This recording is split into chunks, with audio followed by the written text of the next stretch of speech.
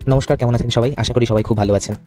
গত দুদিন আমি দুটো কেকের ফ্রস্টিং দেখিয়েছিলাম। আজকে একটা খুব সিম্পল কুকিজের রেসিপি দিচ্ছি। এই পুরো রেসিপি শিটটা আপনারা ডেসক্রিপশন বক্সে বা কমেন্টে পেয়ে যাবেন। প্লাস আমি ভিডিওতে উল্লেখ করে দিচ্ছি। আমি শুধু বলছি, আপনারা পুরোটা একবার মিলিয়ে নেবেন, তাহলেই হবে। এই কুকিজ বানানোটা খুব সহজ। এটা চকলেট চকো চিপস কুকিজ। এটার জন্য লাগবে আমাদের 1/4 কাপ রুম টেম্পারেচারে থাকা বাটার।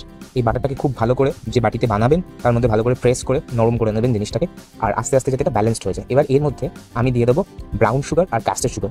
ব্রাউন সুগার হবে 55 গ্রাম এবং ক্যাস্টার সুগার দেবো 50 গ্রাম। এই দুটোকে দিয়ে খুব ভালো করে আমাদেরকে বাটারের সঙ্গে পুরো ব্যাপারটাকে মিশিয়ে নিতে হবে। যারা একটু ক্রাঞ্চি পছন্দ করছেন তারা অবশ্যই ব্রাউন সুগারটাকে পাউডার না করে সরাসরি দেবেন, সেটা সুবিধা হবে। এবারে এই পুরো ব্যাপারটাকে খুব ভালো করে মিশিয়ে নিতে হবে। যখন পুরোটা মিশে যাবে তখন এর মধ্যে আমরা একটা প্রিমিক্স অ্যাড করবো। চলুন এই প্রিমিক্সে কী ব্যবহার করেছি সেটা আপনাদেরকে বলে দিই। এই প্রিমিক্সের মধ্যে আপনারা নেবেন 50 গ্রাম অল পারপাস ফ্লাওয়ার, মানে আমরা ঘরে যে ময়দা ব্যবহার করি সেই ময়দা। তার মধ্যে দেবেন 15 গ্রাম কোকো পাউডার। এটা যে কোনো ব্র্যান্ডের কোকো পাউডার, একটু ভালো ব্র্যান্ডের হলে অবশ্যই সেটা ভালো হয়। আর দেবেন হচ্ছে 1/4 টিস্পুন বেকিং সোডা, পাউডার নয় কিন্তু সোডা, এটা খুব ইম্পর্টেন্ট। আর এরপরে যে লিকুইডটা দিচ্ছি এইটার ব্যাপারটা বলে দিই। এইটা বানানোর জন্য যেটা প্রয়োজন সেটা হচ্ছে 1.5 টেবিল স্পুন মতো দুধ একটা বাটিতে নেবেন এবং তার মধ্যে দেবেন হচ্ছে 1/2 টিস্পুন ভিনিগার। দিয়ে কিছুক্ষণের মধ্যে যখন দুধটা প্রায় কেটে যাওয়ার মতো একটা অবস্থা তৈরি হবে, মানে একটু ফুলে উঠবে ব্যাপারটা, সেই সময় ওটাকে দিয়ে খুব ভালো করে পুরো ব্যাপারটাকে মিশিয়ে নেবেন। ঠিক আছে?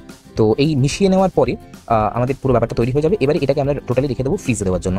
মনে রাখবেন এই ব্যাটারটাকে কিন্তু ফ্রিজে রাখা অবশ্যই প্রয়োজন। ফ্রিজে রাখা প্রয়োজন তার কারণ হচ্ছে যদি ফ্রিজে না রাখি তাহলে কিন্তু যখন এটাকে আমরা বেক করতে দেবো তখন কিন্তু বেকিং ঠিকঠাক হবে না, কারণ তখন কুকিজটা বেশি ছড়িয়ে যাবে। এরপরে আমি একটা কেক মোল্ডের মধ্যে পুরো কুকিজগুলোকে স্পেস দিয়ে দিয়ে বসিয়ে দিচ্ছি। তবে আমি পরের স্লটটা করেছিলাম হচ্ছে আমাদের যে কনভেকশন মোড মাইক্রোওয়েভের যে ট্রে থাকে সেই ট্রের মধ্যে। ট্রেটাই সব থেকে বেস্ট অপশন। আমার প্রথমে এটাতে নেওয়াটা ঠিক হয়নি, তো পরবর্তীকালে আমি কনভেকশন মোডের যে ট্রেটা থাকে, মানে যে কোনো মাইক্রোওয়েভে একটা ট্রে থাকে, তো সেই ট্রেতে পুরো ব্যাপারটাকে সাজিয়ে নিয়ে করবেন। এই হচ্ছে ফাইনাল আউটকাম।